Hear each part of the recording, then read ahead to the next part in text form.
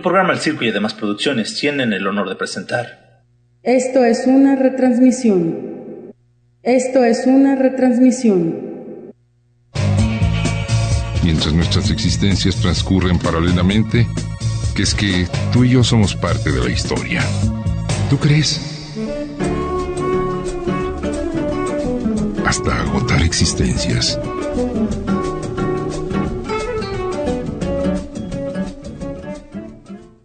Cuatro minutos pasa de la medianoche. El sábado ya ha iniciado en esta región de Valle de Atemajac. Te iba a decir, si en lejanías, si acaso se te ocurre 018 87 88 17, marcas y a precio mínimo. La llamada llega hasta acá. Digo, si tienes algo que decir. Si no, ahí está el 31 21 88 80 cuando te llegue la inspiración o la gana, simplemente, de dejar ahí tus palabras untadas y las echo a volar. Y ahora, la transición, no voy a abandonar la ruta revolucionaria, ni mucho menos, ni el asunto ese de Ocotlán, los estradistas, los huertistas, pero aprovecho, me dijeron que por favor los mencionara a mis colegas ahí de la ESARC, festejando 10 años de vida de la Escuela Superior de Arquitectura, donde yo cometo la osadía de...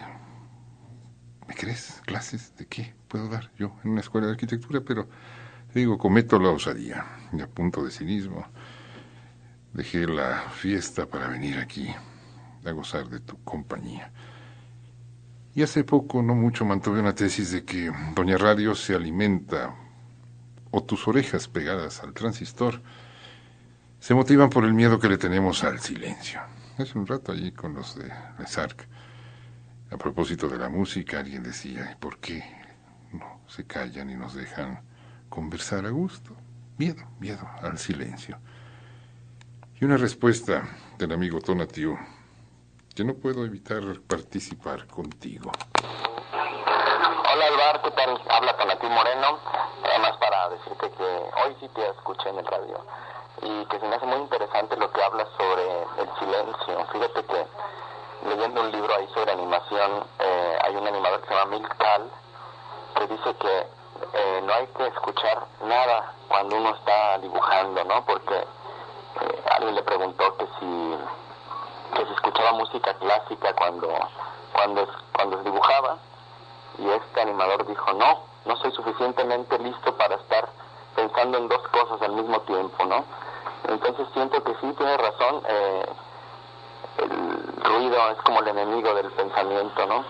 Bueno, pues muy interesante tu programa, felicidades, y aquí estamos tus radio escuchas. Tienes mis orejas, nos vemos. Y mil gracias a Tonatiuh por considerar que mi voz puede funcionar para unos proyectos de guardaparques y ecológicos a los que me ha invitado a participar, pero sí, el silencio, yo lo sigo recomendando. Tal vez, y a propósito de asuntos revolucionarios, dentro de... en el 2010, que el supuesto festejo altisonante del centenario de la Revolución y el bicentenario de la Independencia, ¿por qué no decretamos un mes de silencio nacional? Para ponernos a pensar, ya no en tono de liberales o conservadores, que ahí venimos y seguimos, no salimos de la misma tonada, sino simplemente pensar. El mes del pensamiento nacional, ¿qué somos? ¿Cómo podríamos reeditar nuestra fayuca historieta? ¿Cómo podríamos reacondicionar nuestra memoria histórica?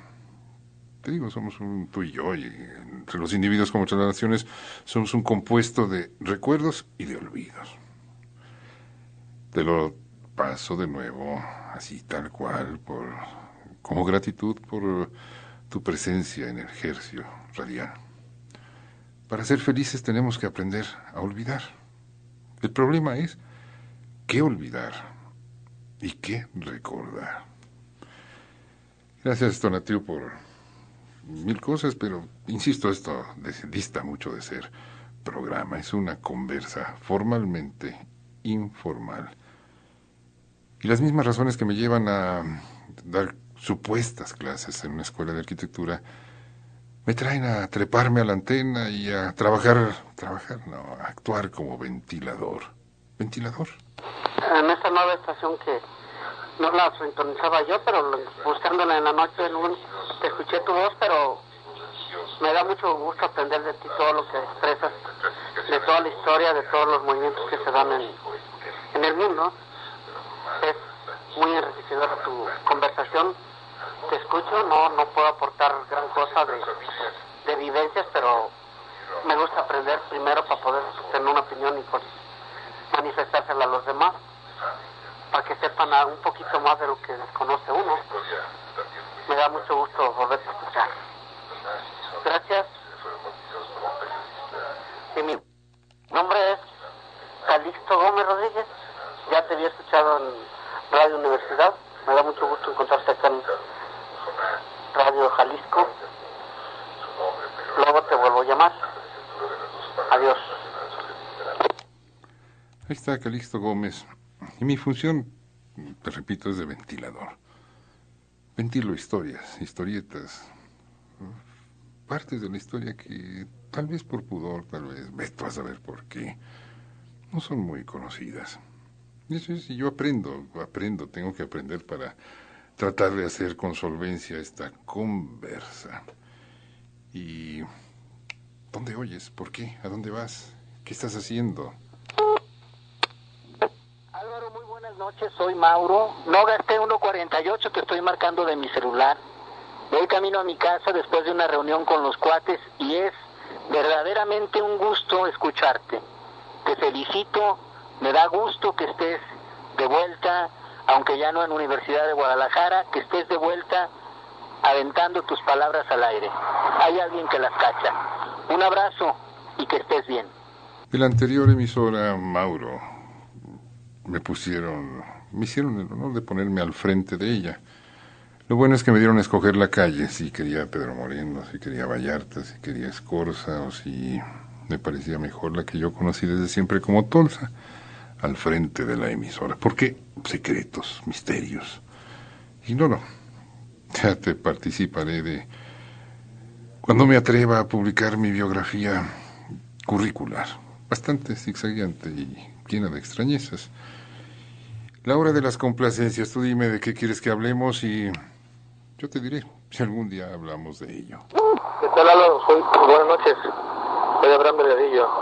Escuchando tu programa hoy, me gustaría que hablaras un poco de la historia de ese chaparrito, Adolfo Hitler, sus inicios. Estaría bueno ese programa. Y aquí, escuchándote, aportando con el señor Slim y aportando con tu conversa. Estate, nos vemos, nos escuchamos el miércoles. Bye. Tú dime, 31, 21, 88, 80, de qué quieres que hablemos y si algún día encaja con la intención de la conversa, de ello hablamos. Y si no, tú habla. ¿De qué estamos hablando? Del R revolucionario, de las muchas revoluciones. Y vamos a empezar a venir de allá para acá, norte, sur. Este también es algo muy significativo en las revoluciones de México. Ese sentido transital norte-sur. O cómo los revolucionarios tomaban primero una cabeza de puerto, de puente, o dejaban un puerto abierto hacia el norte para que las armas pasaran. Qué ingenioso. Noticia económica internacional. La industria de las armas es la que mayor ganancias deja en la actualidad en el mundo. Luego, paradójicamente, la industria de las medicinas. O sea, tú entiendes primero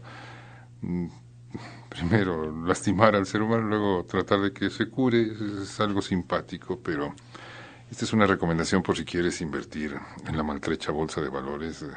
Las acciones en fábricas de armamento nunca van a la baja, ni tampoco en el sector medicamentoso, como se le diga.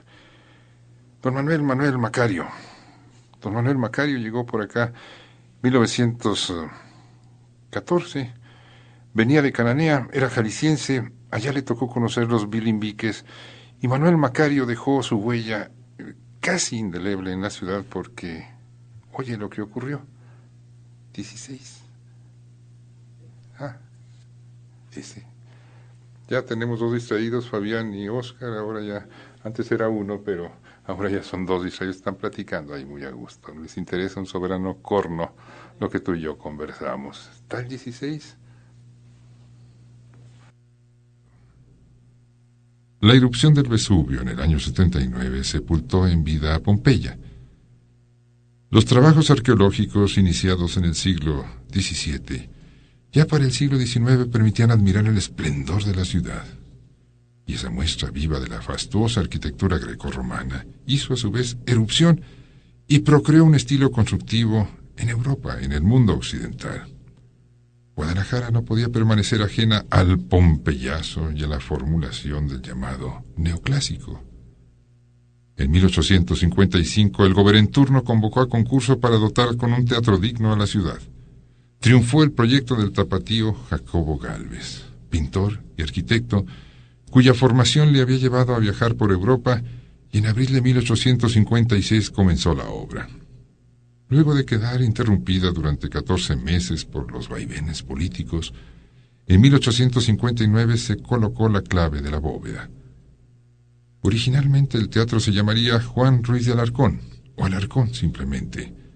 Pero en 1861, al morir víctima de la Guerra de 3 Años, quien había autorizado e impulsado la obra arquitectónica, el nuevo gobernador, Pedro Gasón, determinó ponerle el nombre de su predecesor, el Teatro Degollado. Así, en homenaje a Santos Degollado, abrió sus puertas el 13 de septiembre de 1866. Junto al Templo del Carmen, en 1882, en la callejuela que lleva su nombre y donde estuvo su casa, murió Jacobo Gálvez, el buen arquitecto que hizo resonar el pompeyazo en la ciudad.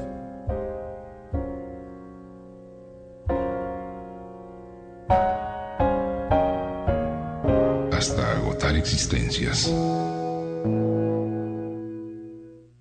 Aquí estoy. Y hasta agotar existencias. Anota, por favor, que lo perfecto es enemigo de lo bueno. Esto es formalmente informal y yo te quería presentar a don Manuel Macario Diegues con sus hechuras constitucionales y reformistas que quedaron, te decía, más o menos para la perenidad. Tapatía porque la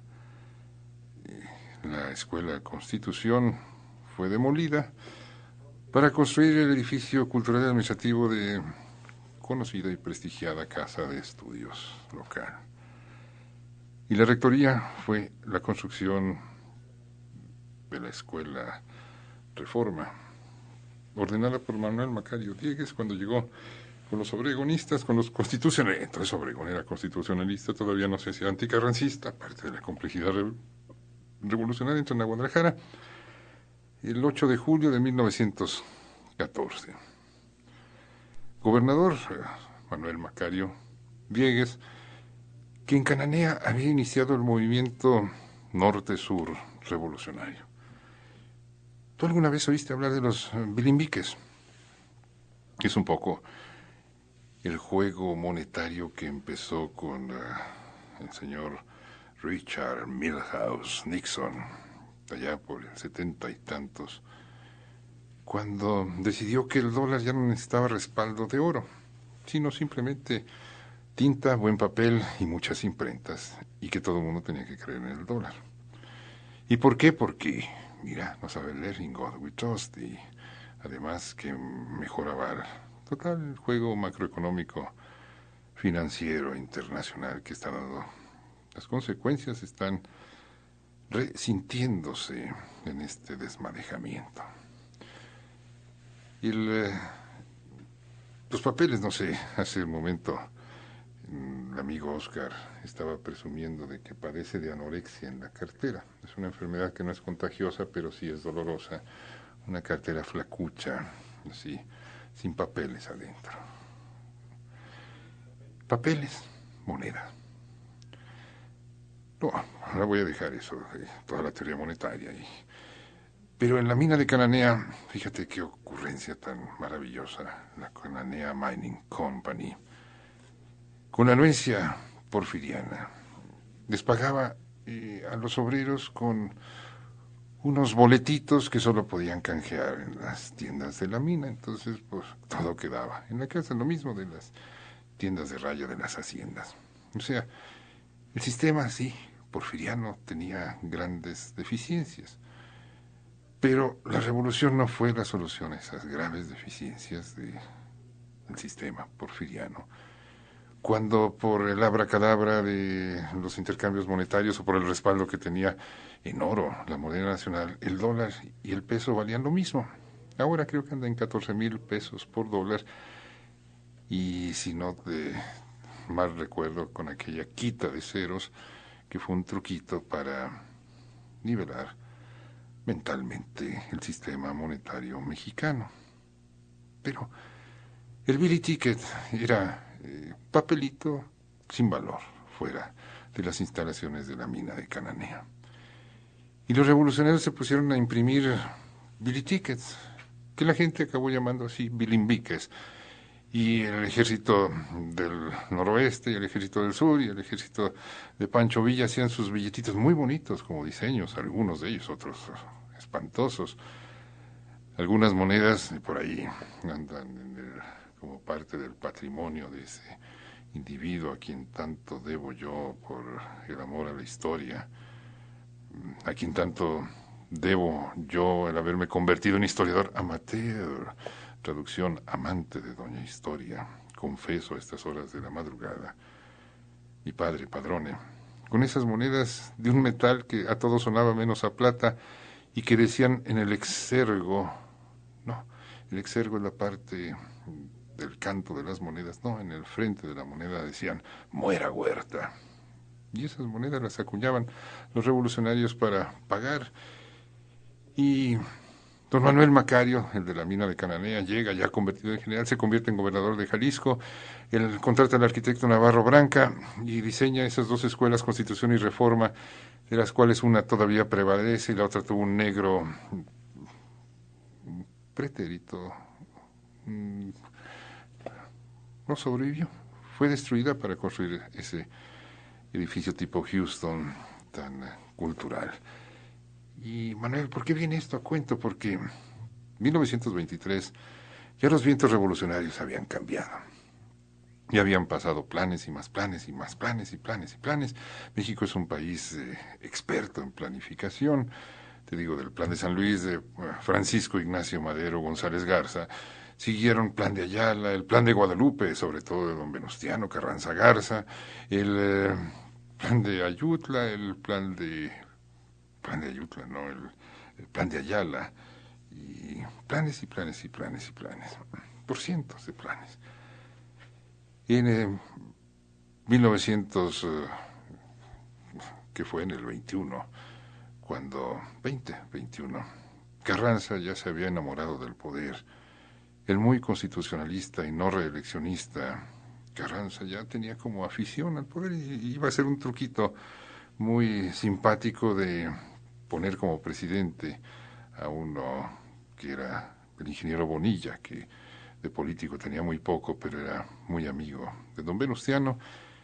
Y Obregón y los norteños se enojaron con don Venus y formularon el plan de Agua Prieta.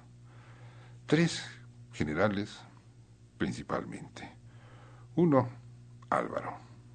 El otro, Plutarco. El otro, Adolfo. Por cierto, los amigos de Adolfo le llamaban cariñosamente Fito de la Huerta. Por cierto, Francisco Villa, ya en canutero, disque retirado de las actividades militares, fue entrevistado por un periodista, Hernández Yergo, y le cuenta a Francisco Villa que pues él tiene un candidato a la sucesión presidencial de Obregón y que se llama Fito de la Huerta. ¿Quién sabe por qué? Al poco tiempo, El pueblo se preguntaba, ¿y quién mató a Villa? Y el pueblo respondía, cállese. ¿Quién sabe por qué don Plutarco había renunciado a la Secretaría de Gobernación para convertirse en candidato a la presidencia de la República, sustituyendo a Álvaro Obregón, para enojo de la Huerta? ¿Y qué hace de la Huerta? Se levanta en armas. Lo único que sabían hacer los revolucionarios, revolucionar. Y aquí en Ocotlán tiene lugar uno de los primeros encuentros monumentales entre las tropas obregonistas y las huertistas. El general Estrada es el que encabeza a los de la huertistas en la región. Manuel M. Diegues ya cambió de bando, ya es de la huertista, ya no es obregonista.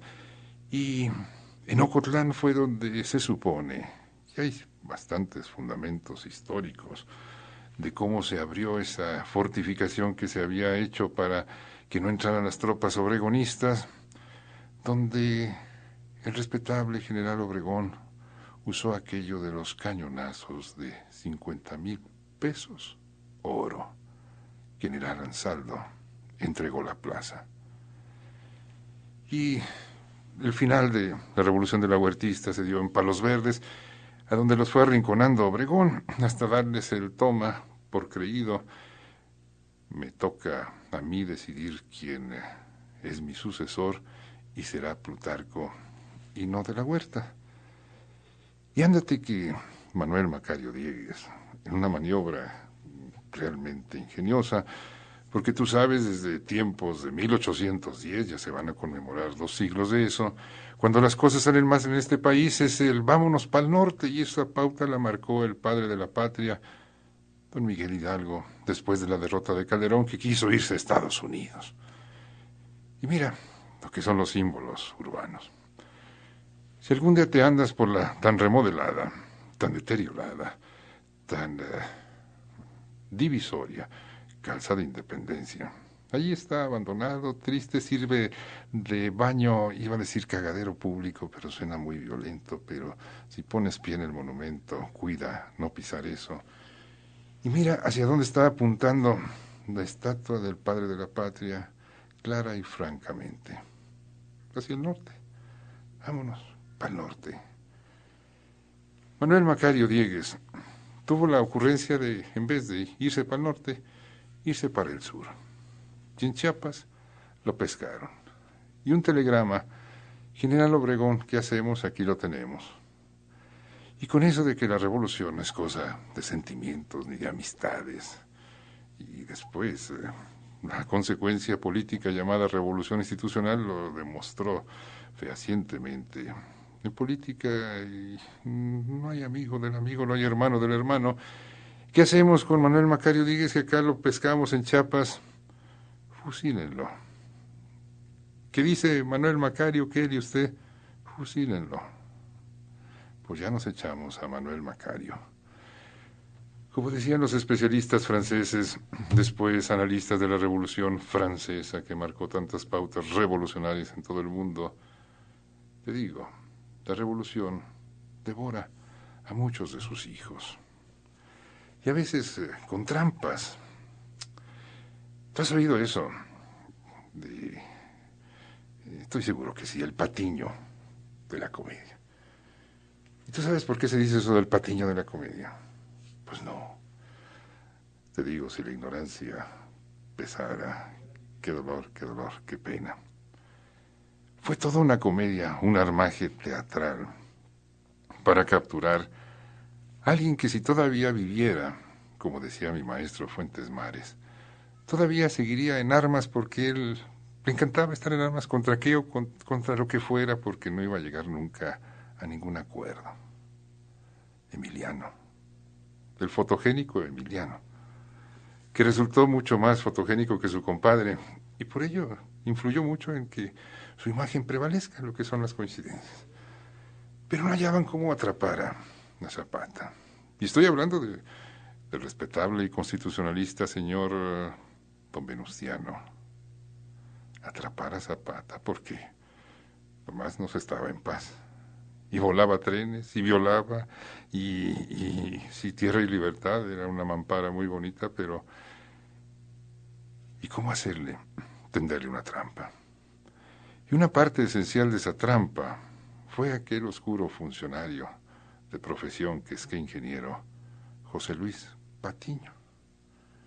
Teatro, que le hizo creer a Zapata que Pablo González y por lo tanto Guajardo y por lo tanto tenían la buena intención de, más bien Guajardo que Pablo González. Pablo González era el orquestador de aquella obra de teatro donde el que se estaba riendo de Zapata era Patiño, el Patiño de la comedia. ¿Y en qué resultó?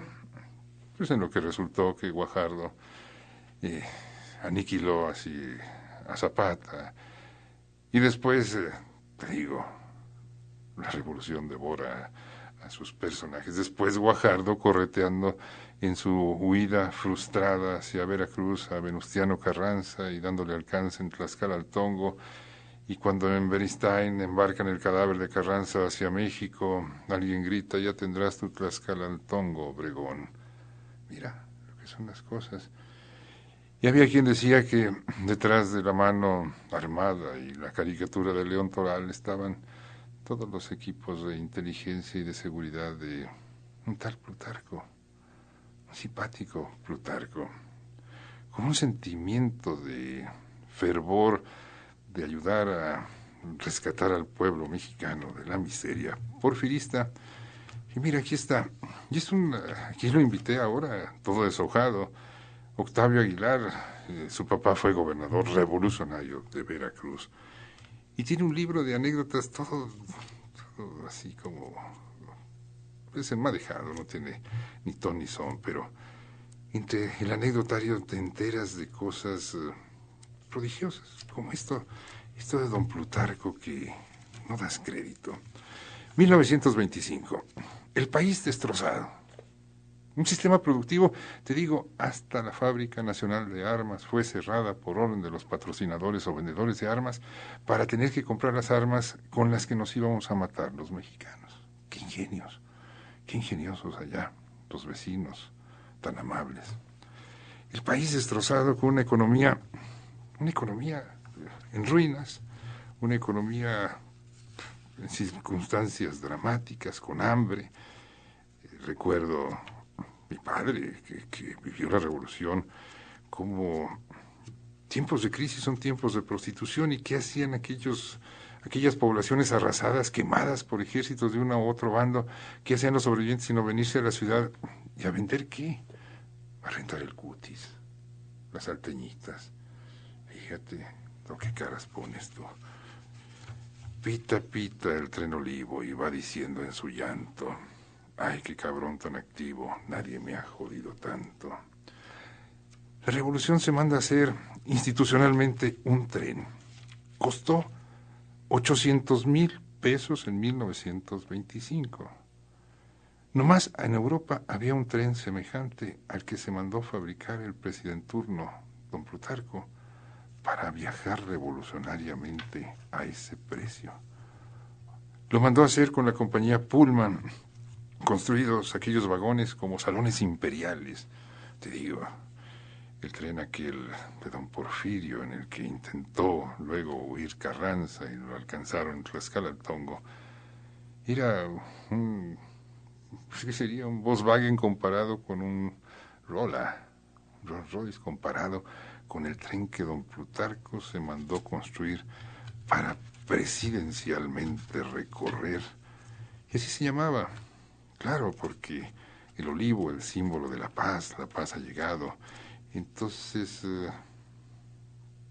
ahí estaban los restos. Yo no sé si todavía algún día vas allá a la mesa central y visitas el Museo de Ciencia y Tecnología, un descachivacheado museo que está allá por el rumbo de Chapultepec, que ahí se llevaron unos de los vagones supervivientes de la Pantaquesca, porque en Pantaco, luego que la revolución se bajó del tren, empezó a arruinar el ferrocarril.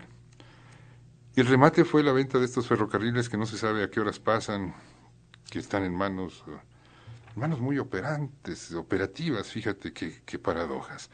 Antes estos trenes, cuando eran nacionales, había en un tren de carga 30, 40 operarios ahí ocupados en la conducción del tren.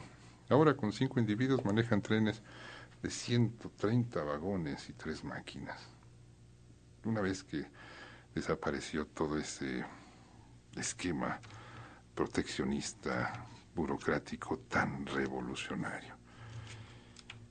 Te dije, vamos a hablar de anécdotas de la revolución en tono que tal vez nunca ni siquiera te hayas enterado. Te vuelvo a repetir aquella simpática anécdota del general Buenavista, Álvaro Obregón. Hay un par de anécdotas.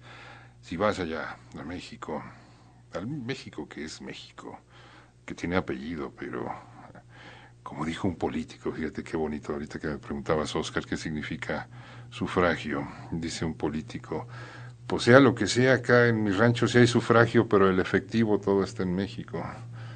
Fíjate, el centralismo sintetizado, allá está. Entonces en el restaurante La Bombilla, que quedaba en las proximidades de aquella villa de San Ángel, villa periférica, fundada por esos malditos españoles tan detestables que debemos limpiar nuestra sangre, eso nos ha dicho la historia oficial. Lo que sirve es el calendario azteca, no el gregoriano.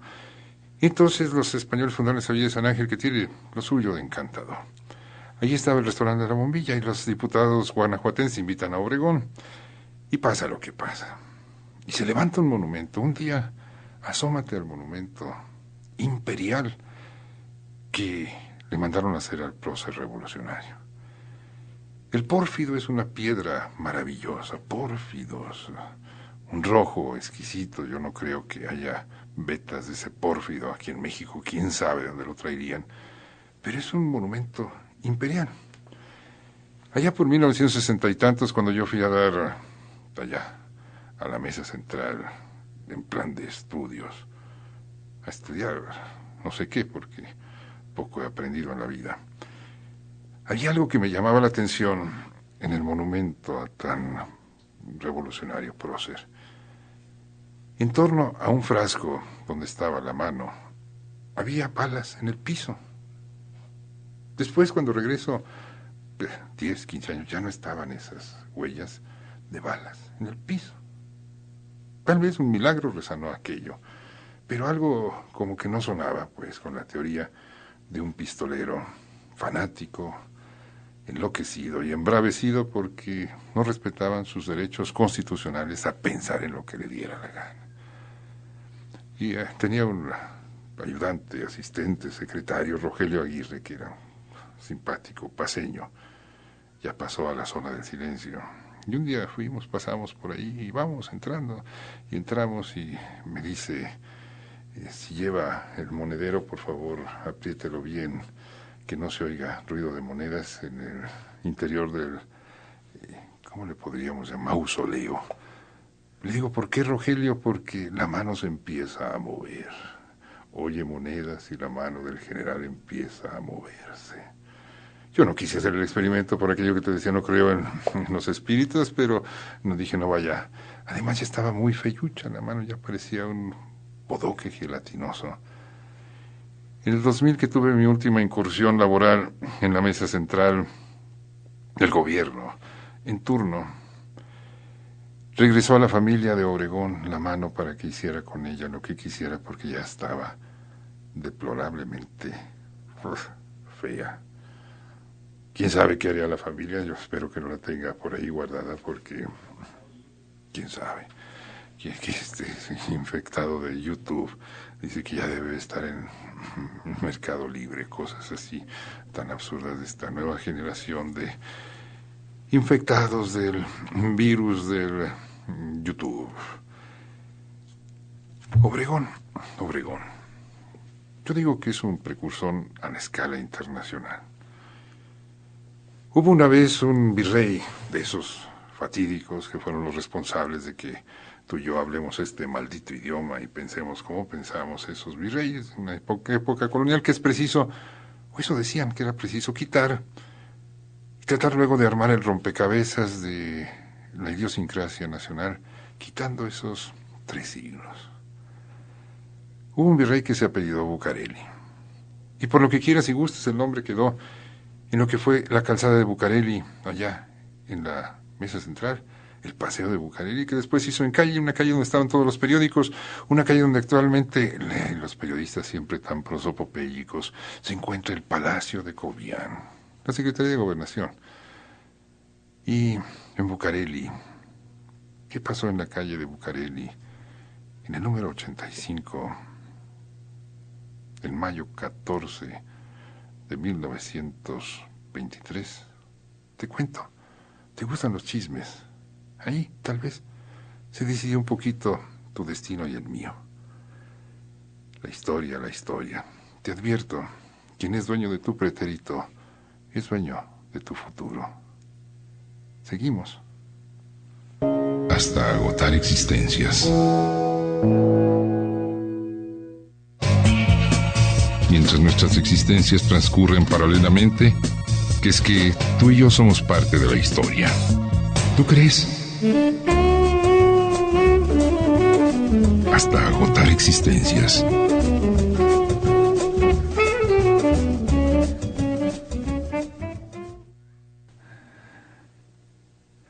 Las 0:43, ya a la última parte de la conversa de esta noche. Te repito, espero que tengas algo que decir, porque si yo no justifico, como los toreros, tengo que presentar a las autoridades de la plaza orejas.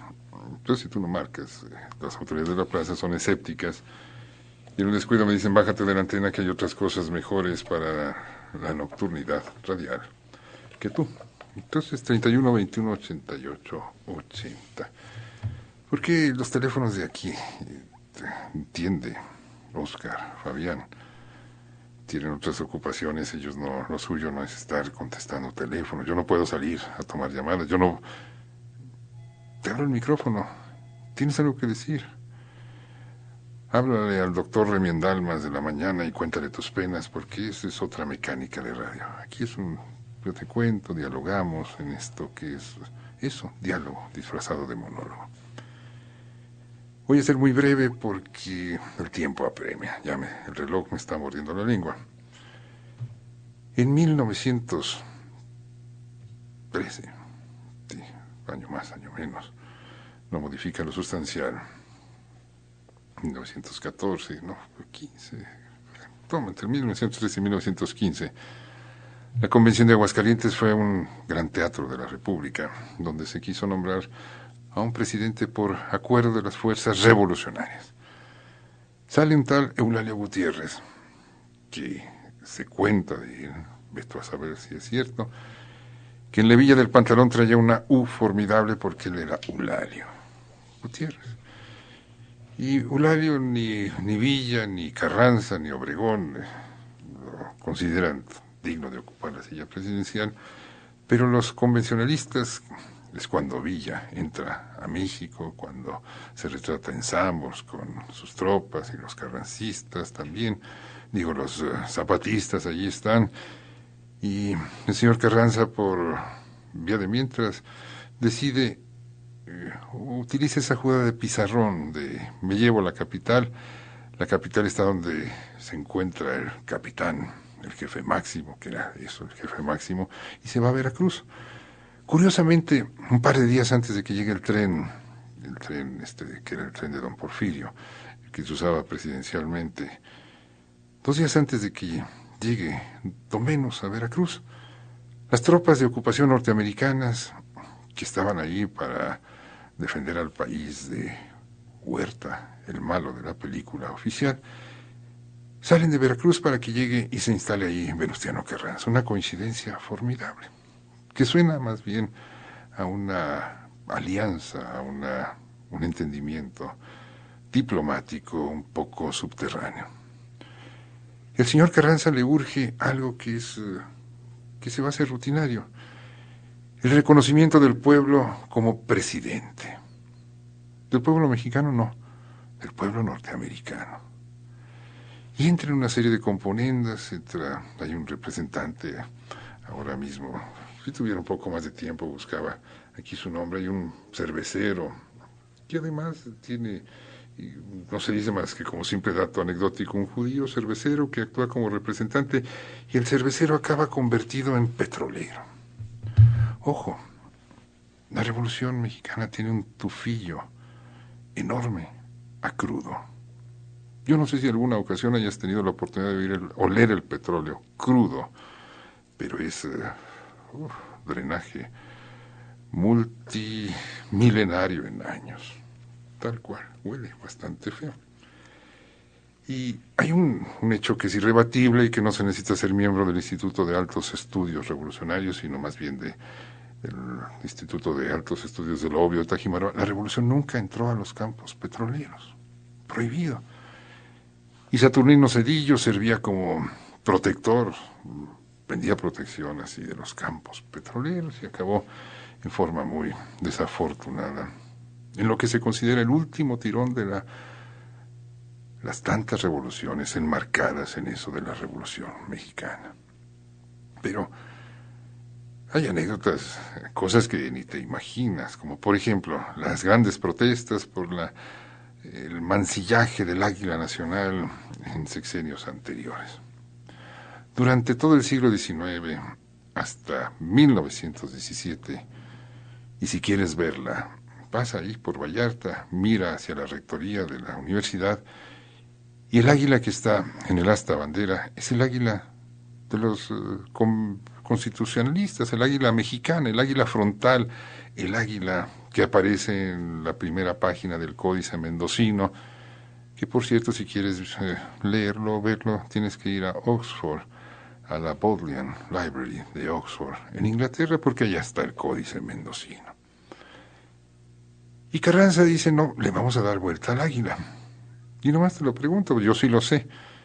¿Quién fue el que dibujó el águila como tú y yo la vemos ahora?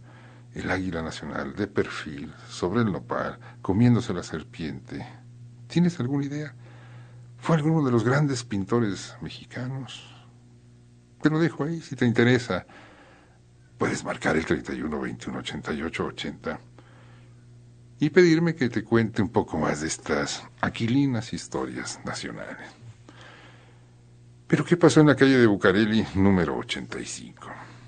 En mayo 14 de 1923 comenzaron las que no se platica mucho de ellas, las conversaciones de Bucareli para tratar de encontrar un entendimiento sobre reclamaciones de daños a propiedades de norteamericanos y que tuvieron mucho más efecto en otro tipo de colaterales. Yo no sé, tal vez tú puedas contradecirme. Se supone que México era un país ingenioso, empezaba la aviación. En México se fabricaban aviones, se hacían motores, se hacían muchos cachivaches. Llega la revolución, rompe con el esquema industrial, productivo, qué sé yo, pero había como un ingenio primitivo y los tratados estos de Bucareli van a poner un freno a las intenciones creativas nacionales, porque recuerda, ese es un funcionamiento de los sistemas, iba a decir, imperiales. Necesitan mercado para sus productos. Y esa es una apotegma que han diseñado los obiólogos de Tajimaroa. La libre competencia funciona mucho, mucho mejor entre menos competencia haya. ¿Así se dice, Candenana? Creo que no. Pero los tratados de Bucareli, Ramón Ros y Francisco González Roa, dos mexicanos, representando a todos los demás mexicanos supervivientes de la revolución en 1923, y dos norteamericanos, de apellido Warren y Payne. Intercambian credenciales, pronuncian frases de cortesía y el señor Ross dice: esperamos que nuestras juntas constituirán un escalón importante en la promoción de unas relaciones amistosas más estrechas en nuestros países.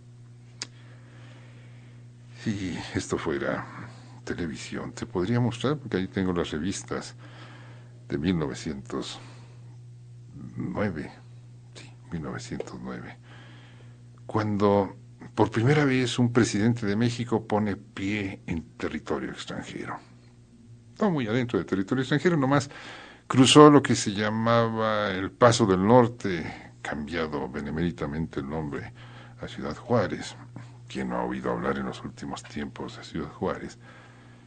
Para visitar al presidente de los Estados Unidos. Una vez se me ocurrió decir que Estados Unidos nos habían copiado el nombre porque nuestro nombre oficial es Estados Unidos Mexicanos. Y cállate, así me fue.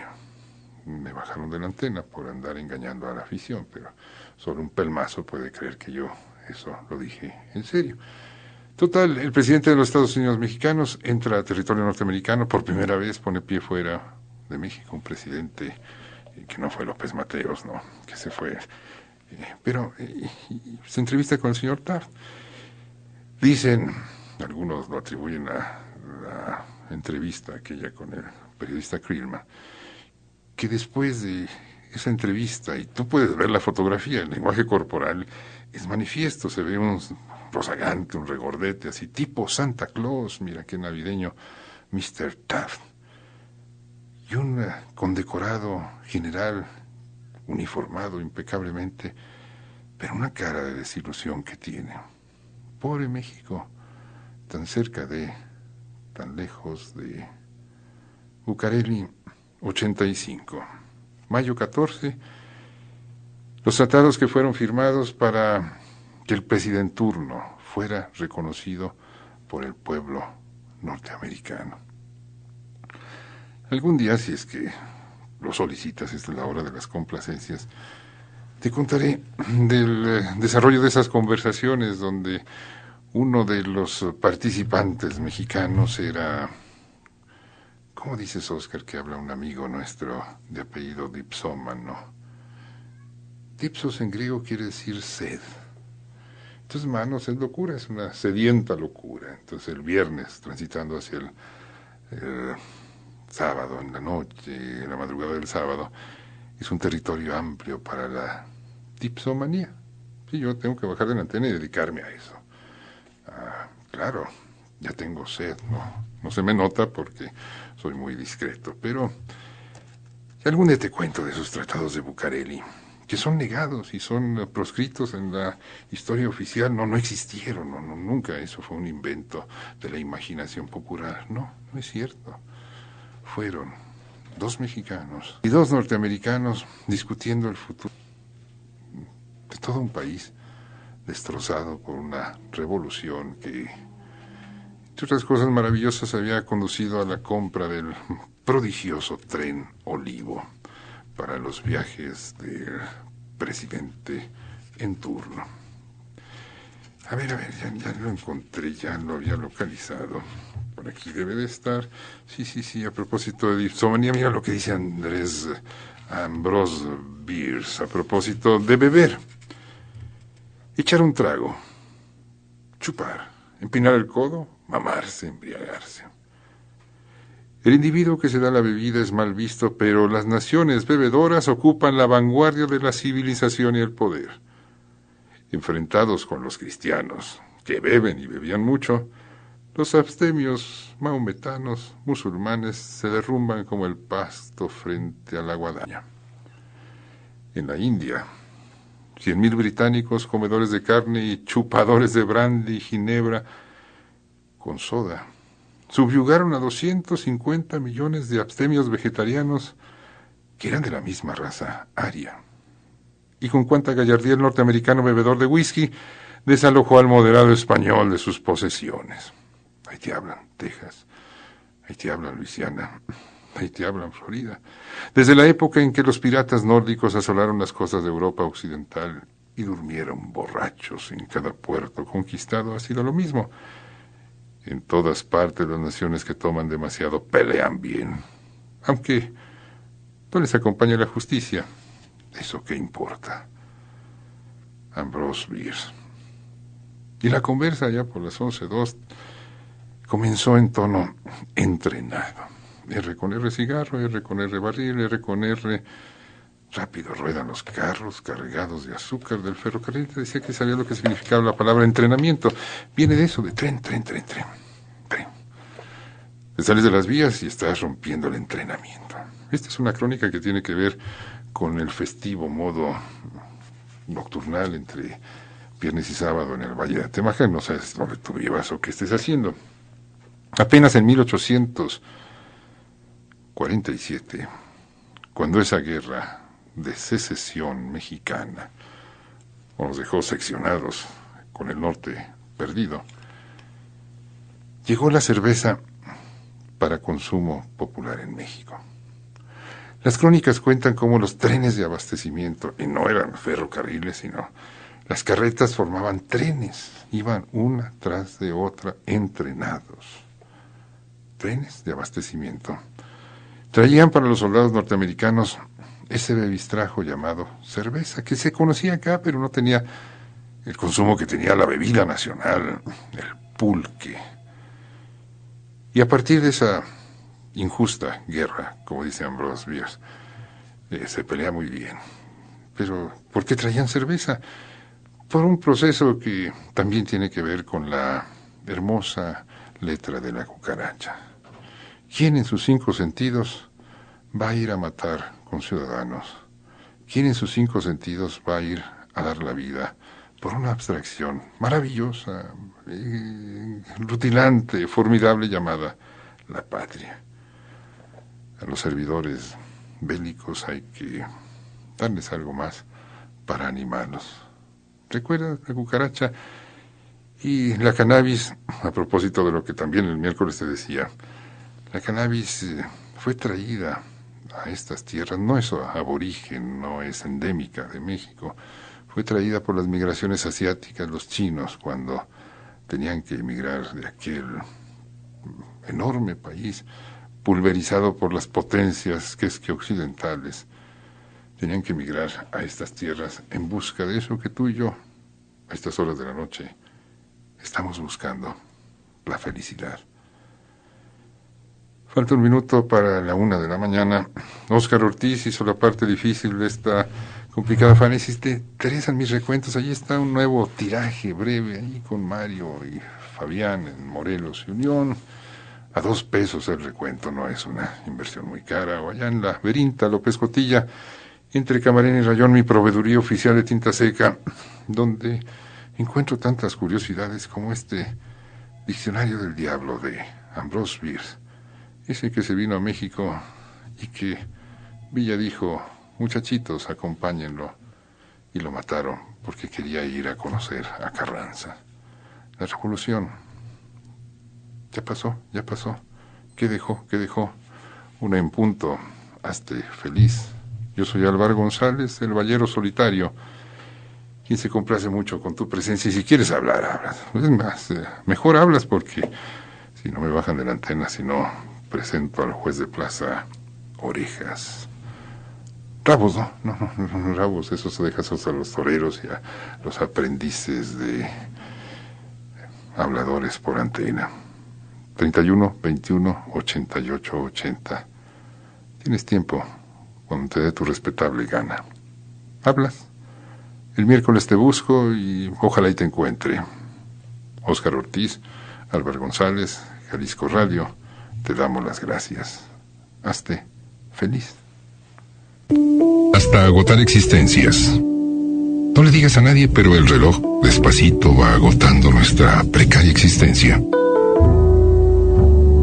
Por hoy, el rey de la radio y de la vida, el reloj, dice que debemos interrumpir la conversa. Yo te busco luego porque quiero volver a obtener el mayor premio del radio en el universo. El premio Tuso, tus orejas también puestas. Date bien. Y allá tú si acudes de nuevo a nuestra cita hasta agotar existencias.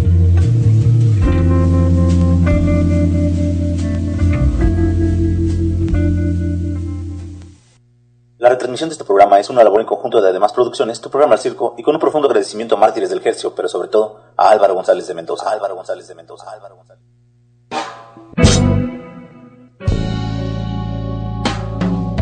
Se desliza sobre el viento el sonido. Escucha lo mejor de la canción de autor en Trovamundo Radio, radiando de todo tu mundo, a través de la señal de Tu Programa El Circo, www.programalcirco.blogspot.mx. Escúchanos todos los sábados 22 horas. Cantautor, rolero, trovador, compositor, chorero, juglar nuevo, la mañana espera. la mañana esperar, la mañana esperar. Tu programa El Circo presenta toda la línea de caballeros, 30% de descuento hasta agotar existencias. Te sonará oferta comercial, pero es un asunto vital. Hasta agotar existencias. Mientras ellas se agotan, ¿te parece bien que pasemos un rato juntos? ¿Para qué? Buena pregunta. Para hablar de ti, de mí, de nos, de vos, voz viva, y de tantas cosas que no son comunes. ¿Te quedas? Allá tú. Porque esto es hasta agotar existencias. Escúchalo todos los lunes a las 8 de la noche y viernes a las 10 de la mañana.